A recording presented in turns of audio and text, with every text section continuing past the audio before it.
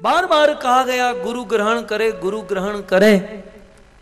तो समाज में प्रश्न होता है कि भाई गुरु किसको बनाए, क्योंकि इस दुनिया में 99% गुरु बोगस हैं। आज गुरु बनाए तो कल जेल में होता है। अब बनाए तो किसको गुरु बनाए? बड़ी ताम जाम होती है, हमारे फलाने गुरु 108, 1008, 1,00,008, 1,00,00,008, उस्ताद बाबा बंगाली, बड़े बड़े गुरु, आज गुरु कल जेल में। किसको गुरु? ये बात सत्य है कि इस वर्तमान युग में सच्चे गुरु को पहचानना कठिन है। डॉक्टर समझ में आ जाता है कि ये डॉक्टर, MBBS डिग्री, सफेद कोट, ये डॉक्टर है। पुलिस वाले को भी पहचान सकते हैं, इंजीनियर को पहचान सकते हैं, लेकिन साधु को पहचानना आज बड़ा कठिन हो चुका है, क्योंकि कलयुग में पाखंडी लोग साधु का वस्त्र पहनकर संसार को लूटने चले हैं। ऐसे तो लूट नहीं सकते, ऐसे तो मंदी चल रही है, काम धंधा बिजनेस कर नहीं सकते, तो अब बचा क्या है? साधु बनो और जगत को लूटो। और हमारे देश की भोली जनता इन लोगों के बहकावे में आ जाती हैं और अंधश्रद्धा में बह जाती हैं। श्रद्धा होनी चाहिए, अंधश्रद्धा नहीं होनी चाहिए। इसलिए मैं अक्सर कहता हूं, जीवन में कोई भी निर्णय लो, अध्यात्म में आगे बढ़ने से पहले शास्त्र की चक्षु से गुरु को परखो, गुरु की वाणी को, गुरु के सिद्धांत को परखो। भगवान ने हमें शास्त्र दिए हैं, शास्त्र के माध्यम से हमें परखना चाहिए सच्चा गुरु कौन, बोगस गुरु कौन। पिछली कथा में मैंने कहा था कि गुरु वो है जो राम कृष्ण विष्णु का भक्त है। गुरु वो है जो अपने आप को कभी भगवान नहीं मानता। गुरु वो है जिनकी इंद्रियां उनके कंट्रोल में है। गुरु वो है जो बोलते हैं उनका आचरण अपने जीवन में करते हैं। गुरु वो है जो ईश्वर के द्वारा बनाए हुए संप्रदाय के अंतर्गत दीक्षित है, परंपरा में। तो देखिए गुरु को कैसे पहचाने, किसकी शरण ग्रहण करें। श्रीमद् भागवत के 11 स्कंद में कहा, तस्मात् गुरुम प्रपद्येत जिज्ञासु श्रेय उत्तमम। जो अपना उद्धार चाहता है, अर्थात जो इस प्लेटफॉर्म पर पहुंच चुका है कि बस अब बहुत हो गया, अब इस संसार से सुख नहीं मिल सकता, अब ये दुनिया में मैंने बहुत बहुत हाथ पांव मारे, बहुत भागदौड़ की, बहुत मेहनत किया, जब इस संसार का वास्तविक अनुभव हो जाए तब गुरु की आवश्यकता है। सबको गुरु की जरूरत नहीं है। अपने जीवन में खाओ पियो ऐश करो यार, मौज करो, नया फिल्म आया है तो देखकर आ जाओ, रेस्टोरेंट में जाओ, खाओ पियो ऐश करो। लेकिन ये सब कुछ करने के बाद भी जब अनसेटिस्फाइड रहो, असंतोष रहे और मन में ऐसा हो कि यार ये सब कुछ करते हैं फिर भी जीवन में सुख नहीं मिल रहा, और जब सच्चे सुख की इच्छा होने लगे, जब वास्तविक सुख की कामना होने लगे, तब गुरु की आवश्यकता है। तो तस्मात् गुरुम प्रपद्येत, गुरु की शरण में जाओ, जिज्ञासु, जिज्ञासा लेकर। लेकिन गुरु कैसा होना चाहिए? शाब्दे परेच निष्णांतम। गुरु जो है शब्द ब्रह्म में निष्णांत होने चाहिए। ये भागवत की व्याख्या बता रहा हूं। गुरु शब्द ब्रह्म में निष्णांत माने गुरु को भगवत तत्व, शास्त्र और सिद्धांत पूर्ण रूप से याद होने चाहिए।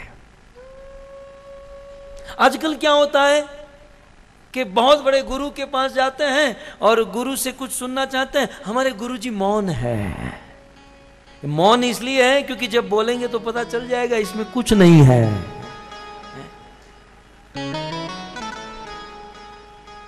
बहुत अच्छा, कलयुग में लोगों को ठगना बड़ा आसान है। मौन है हमारे गुरु, मौन है। ऐसे ही एक गुरु थे, किसी गांव में जाकर बैठे और गांव वाले उनका दर्शन करने आते थे और जो भी कुछ लाते थे भोग आदि गुरुजी ऐसे ठुकरा देते थे, हम नहीं खाते। एक आदमी जिलेबी जानते हैं, जिलेबी लेकर गया, गुरुजी आपके लिए गरम गरम जिलेबी लेकर आया हूं। गुरुजी ने ऐसा मारा 15-20 फुट दूर जाकर जिलेबी गिरी। आदमी ने प्रणाम किया, कितने वैरागी हो आप, धन्य हो गुरुजी, धन्य हो। आदमी चला गया घर पर। दोपहर के 12 बजे का समय हुआ। गुरुजी ने देखा कि आजू बाजू में कोई नहीं है। नीचे उतरकर जो जिलेबी गिरी हुई थी उसे साफ कर करके धीरे धीरे खा रहे थे। वो आदमी भी आपके नेपाल काठमांडू का था। वो पेड़ के पीछे से निकला, गुरुजी खाना ही था तो आपने क्यों फेंक दिया?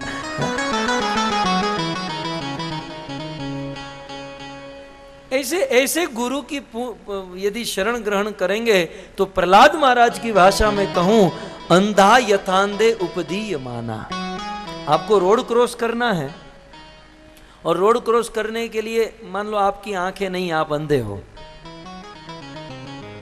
और उस रोड क्रॉस करने के लिए किसी अंधे आदमी का हाथ पकड़ा तो वो भी जाएगा, हम भी जाएंगे। समंदर में डूब रहे हो और डूबते हुए कुत्ते की पूंछ पकड़ ली तो कुत्ता भी बेचारा गिरेगा, हम भी मरेंगे। ऐसे गुरु की शरण ग्रहण करने का अर्थ है कुत्ते की पूंछ पकड़ना। इसलिए सदगुरु की शरण ग्रहण करें। और सदगुरु की व्याख्या है शाब्दे परे च निष्णात, शब्द ब्रह्म में वो एक्सपर्ट होते हैं। क्योंकि एक बात समझ लीजिए, कोई भी गुरु अपने शिष्य का दुख या अपने शिष्य की समस्या का समाधान एक और मात्र एक उनकी वाणी से ही कर सकता है। कई बार कुछ लोग कहते हैं ना, गुरुजी मंत्र मार के एक फल दे दीजिए। अब शिष्य खुद ही अपने आप को ठगाना चाहता है तो ठगने वालों की कहां कमी है? अब शिष्य के दिमाग में ही ये भरा पड़ा है, कोई श्रीफल दे देगा, श्रीफल में से चुन्नी निकाल देगा, कोई कंकु तिलक चोखा कर देगा, कोई धागा बांध देगा, काम हो जाएगा। अब लोगों के अंदर ही इतनी अंधश्रद्धा भरी पड़ी है तो ठगने वाले तो बैठे ही हैं। कोई हाथ पांव कुछ काम नहीं करता। गुरु से हम कुछ लेना चाहते हैं, गुरु से कुछ प्राप्त करना चाहते तो ओनली एंड ओनली मात्र उनकी वाणी से ही वो सपोर्ट कर सकते हैं। गुरु का सपोर्ट वाणी से होता है। और यदि कोई गुरु कहता है ये कंकु लगा दो, ये चोखा लगा दो, ये कर दो, समझो वो ठग है, वो पाखंडी है। वो हम बने गुरु, तुम बने चेला, हम दोनों मिलकर करे ठेलम ठेला। वो नरक में गुरु भी जाएगा, हमें भी लेकर जाएगा और वहां ठेलम ठेला होगा। ऐसे गुरु से बचते, कलयुग में प्राय है ऐसे। इसलिए गुरु को चेक करना होगा। हमारे देश में कहावत है, पानी पियो छान के, गुरु करो जान के।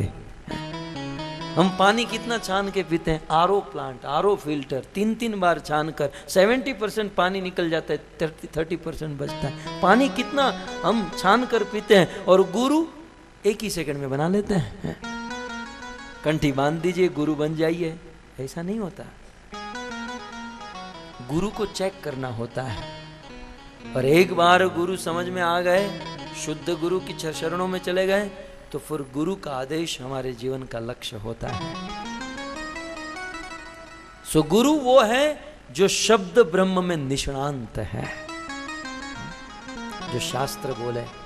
और केवल शब्द ब्रह्म में निष्णांति नहीं, वो जो शास्त्र बोलते हैं उसका आचरण उनके जीवन में होना चाहिए। ब्रह्मणि उपश्रम आश्रयम, वो कृष्ण का प्रेमी होना चाहिए, वो रसिक होना चाहिए। ये है गुरु। कुल मिलाकर प्रसिद्ध श्लोक आप सब जानते हैं, वसुदेवसुतं देवं कंसचाणूरमर्दनम्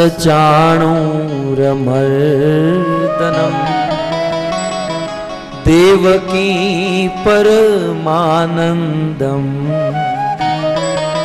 देवकी परमानंदम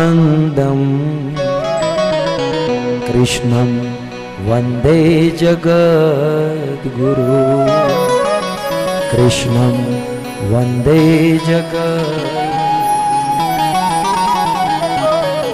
हमारी उपनिषद ने, हमारे वेदों ने, शास्त्रों ने क्या कहा कि वसुदेव सुतम देवम, वसुदेव का बेटा, और कंस चाणूर मर्दनम, और कंस चाणूर मुष्टि को मारने वाला वीर, और देवकी परमानंदम, और देवकी को आनंद देने वाला कृष्ण ही जगत गुरु है।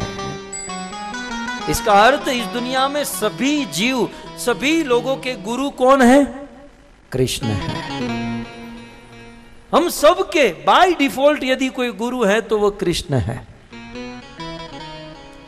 क्यों? क्योंकि कृष्ण ने ही सारे वेद, सारा ज्ञान का जो भंडार है, ज्ञान का जो मूल स्रोत है, वो भगवान कृष्ण है। ये आज हम जो स्कूल कॉलेजों में पढ़ते हैं ना, वो और कुछ नहीं, वेदों के ही ज्ञान को तोड़ जोड़कर उन्हीं का रूपांतर, उन्हीं का अपभ्रंश धीरे धीरे करके हमारे स्कूल कॉलेजों में पढ़ाई के रूप में आया है। अल्टीमेटली आखिर तो ये लिंक जो वेदों से ही करता है।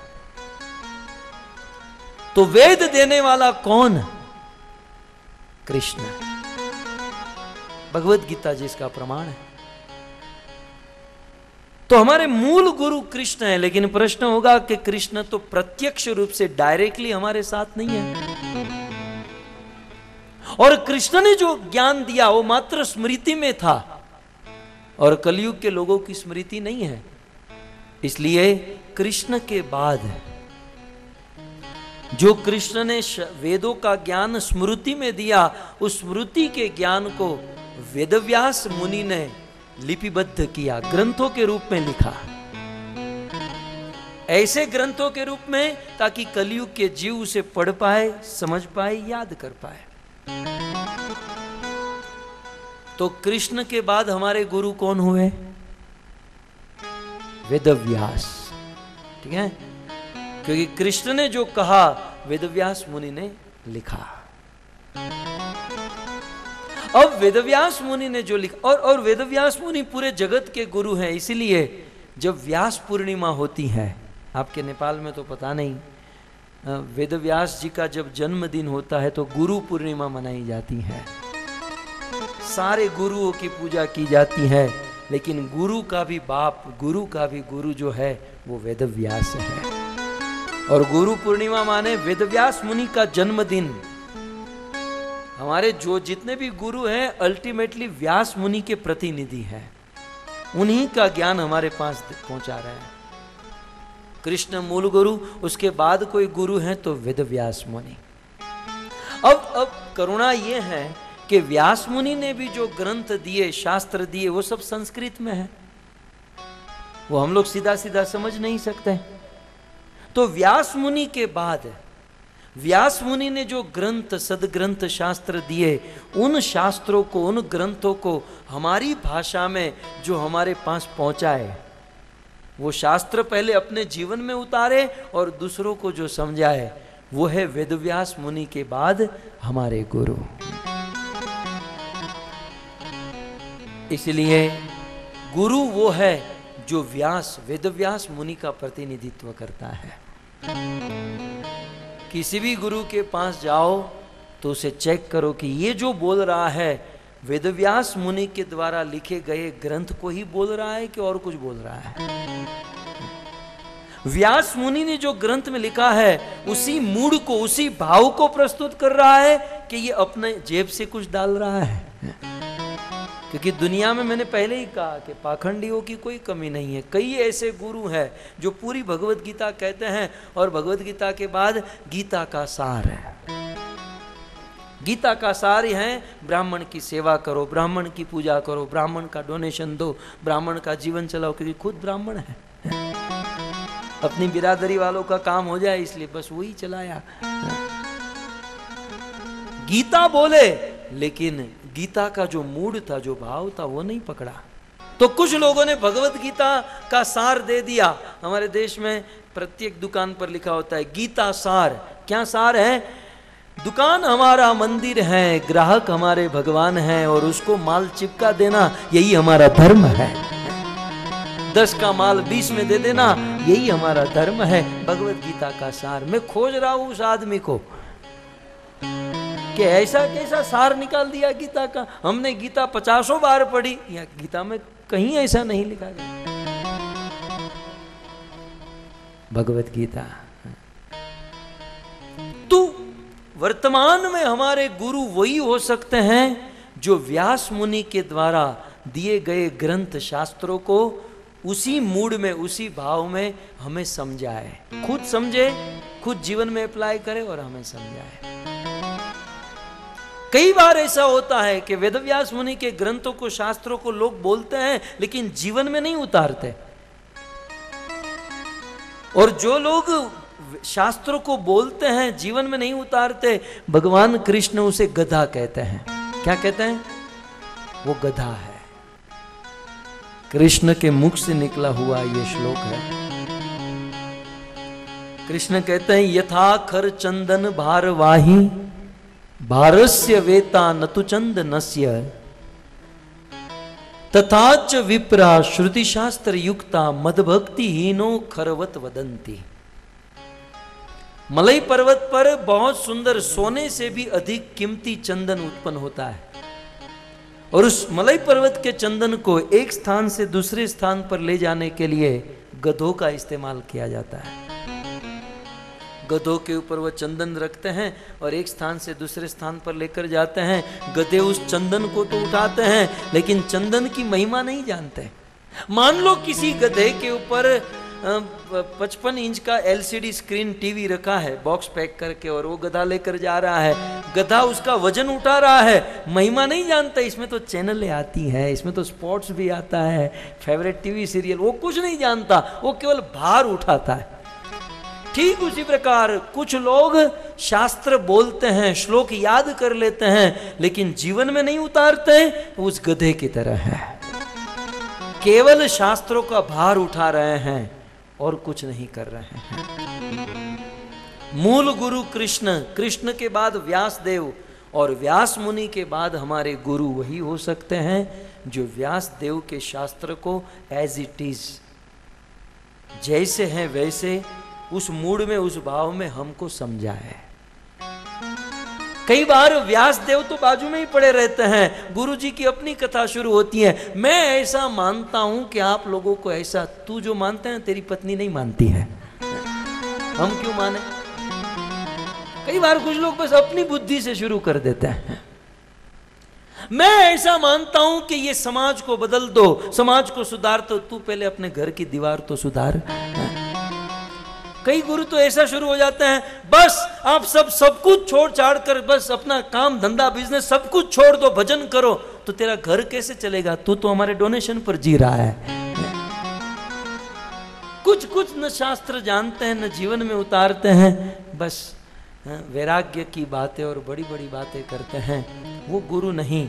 गुरु कृष्ण है, कृष्ण के बाद व्यास मुनि है, और व्यास मुनि के बाद जिस गुरु को हमें जीवन में बनाना है प्रैक्टिकल, वो चेक करे व्यास मुनि के शास्त्रों को जीवन में उतारा है और उसी को बोल रहा है कि कुछ और बोल रहा है। सबसे पहले वीडियो पाने के लिए लाल गोविंद दास YouTube चैनल को सब्सक्राइब करें और बेल आइकॉन को प्रेस करना ना भूलें।